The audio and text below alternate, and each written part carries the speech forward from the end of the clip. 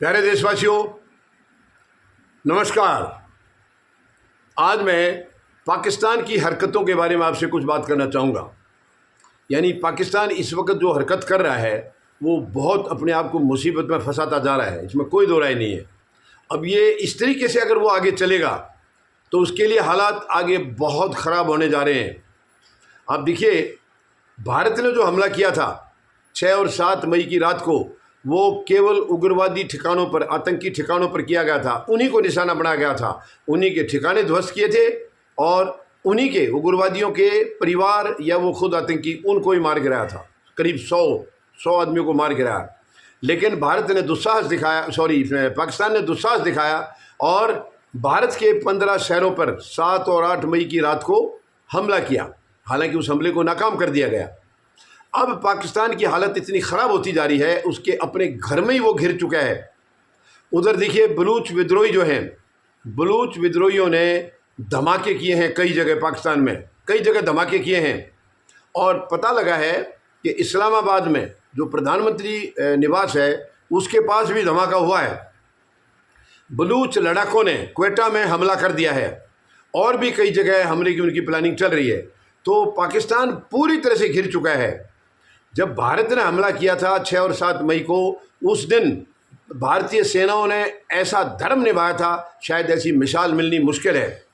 भारतीय सेनाओं ने किसी भी सिविलियन को निशाना नहीं बनाया, किसी सैनिक को निशाना नहीं बनाया, किसी सैन्य ठिकाने को निशाना नहीं बनाया। लेकिन पाकिस्तान ने, हमने आतंकी जो है ठिकानों पर हमला किया, उन्होंने हमारे सिविलियंस पर अटैक किया है 15 शहरों में। ये बहुत ही शर्मनाक है। अगर पाकिस्तान यहाँ चुप बैठता और आगे के लिए कमिटमेंट देता कि हम आतंकवाद को नहीं पनपने देंगे, तो भारत भी कुछ इसके ऊपर विचार करता, ज़रूर करता, क्योंकि इंसानियत सबसे ऊंची होती है। लेकिन पाकिस्तान इंसानियत नाम की चीज़ को जानता ही नहीं है, वो समझता ही नहीं है। वो केवल यही जानता है कि भारत को जितना ज़्यादा से ज़्यादा दर्द दिया जाए उतना देना चाहिए। जबकि एक्चुअली देखा जाए तो ये सबक सिखाना तो सेनाओं का काम होता है। लेकिन हमारा देश का सिस्टम कुछ ऐसा है कि यहाँ पॉलिटिकल एक्सेप्टेंस बहुत ज़रूरी है और पॉलिटिकल इच्छा शक्ति कई बार देखने को नहीं मिलती है सरकारों में। इसलिए कई बार एक्शन जो है वो डिले हो जाते हैं, एक्शन डिले हो जाते हैं। वरना पाकिस्तान की हरकतें कोई आज नई नहीं है, बहुत पुरानी हरकतें हैं, ये आए दिन कर रहा है। और वर्तमान सरकार तो ये वायदा करके आई थी, आपको ध्यान होगा प्रधानमंत्री महोदय ने क्या कहा था। प्रधानमंत्री महोदय ने जब ये 13 सितंबर 2013 को पीएम कैंडिडेट चुने गए थे, उसके 2 दिन बाद यानी 15 सितंबर 2013 को रेवाड़ी में भूतपूर्व सैनिकों की रैली थी। बहुत बड़ी संख्या में लोग पहुंचे थे और वहां इन्होंने अनाउंस किया था कि पाकिस्तान वाले हमारे सैनिकों का सर कलम करके ले जा रहे हैं और हमारे प्रधानमंत्री उनके साथ बिरयानी खा रहे हैं। अगर हमारी सरकार आई तो एक के बदले 10 सर लाएंगे, ये वर्तमान प्रधानमंत्री महोदय ने बताया था। लेकिन उसके बाद इनकी भी इच्छा शक्ति कहीं नज़र नहीं आई और इनके कार्यकाल में 11 साल में पहले से कहीं ज़्यादा शहीदियाँ हमारे वहाँ पर सैनिकों की हो रही है, शहादतें हो रही हैं। तो कहने का मतलब है ये एक राजनीतिक इच्छा शक्ति हमारे देश में शुरू से ही कमी रही है, हमेशा से कमी रही है और वर्तमान 11 साल में तो बहुत ज़्यादा कमी रही है। ये थोड़ी पीड़ादायक है। वरना आए दिन हमारे परिवार इस तरीके से बर्बाद नहीं होते, परिवार नहीं उजड़ते। जो शहीद हो रहा है तो उसका परिवार तो उजड़ ही गया है। कई परिवार ऐसे हैं जो उसमें अकेला बेटा होता है, अब वो देश के लिए लड़ाई लड़ते हुए शहीद हो गया है, वो अलग बात है। लेकिन इन हरकतों को बचाया जा सकता था। लेकिन चलिए, जो भी है, देर आए दुरुस्त आए। अब पाकिस्तान की हालत इतनी ख़राब होने जा रही है, अगर ये बाज नहीं आया तो आगे इसका अब टिकना मुश्किल है, क्योंकि चारों तरफ से अब इसका विरोध होना शुरू हो गया, पूरी दुनिया से। अमेरिका ने भी फिर बयान दिया है कि जो पहलगाम में हुआ है वो बहुत ही दुर्भाग्यपूर्ण था और अब पाकिस्तान को आतंकवाद को ख़त्म करना ही होगा।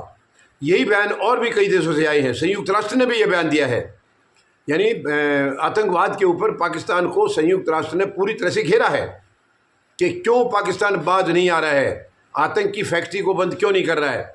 जबकि पाकिस्तान में अपने हालात इतने ख़राब हैं, अपनी जनता को ये क्या, ये मतलब 2 वक्त की रोटी देने में नाकाम हो रहे हैं, लेकिन उग्रवाद को ज़रूर पाल रहे हैं। उग्रवाद में कितना करोड़ों अरबों रुपए खर्च हो रहे हैं उसकी इनको चिंता नहीं है।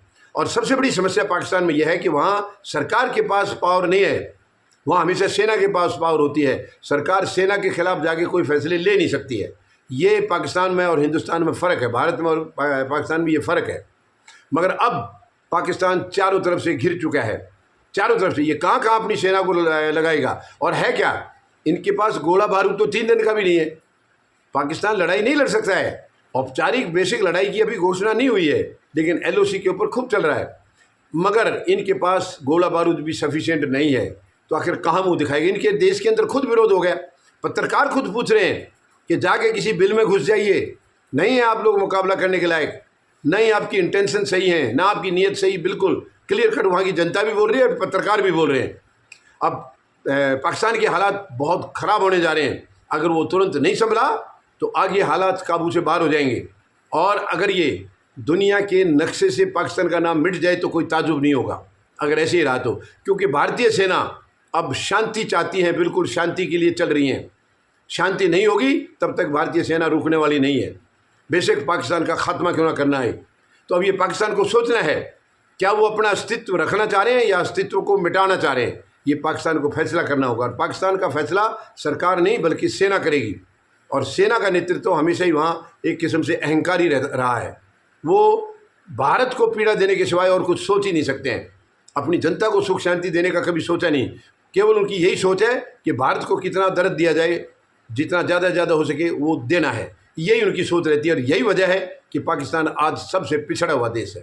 ये बहुत ही शर्मनाक है। उम्मीद है, अब भी मैं उम्मीद लगा रहा हूँ कि पाकिस्तान अपनी हरकतों से बाज आएगा। चारों तरफ से उसका विरोध हो गया, वो कहीं टिक नहीं पाएगा, नाम निशान मिट जाएगा। अब भी अगर वो अपनी थोड़ी बहुत साख बचाना चाहता है तो तुरंत भारत के साथ रिक्वेस्ट करे, माफ़ी मांगे और सरेंडर करे, ताकि भारत उसके ऊपर कुछ रहम करे। यही उसके लिए एक रास्ता है। इसके अलावा कोई रास्ता पाकिस्तान को अपना अस्तित्व बचाने का और नहीं है। धन्यवाद। जय जवान, जय किसान, जय हिंद।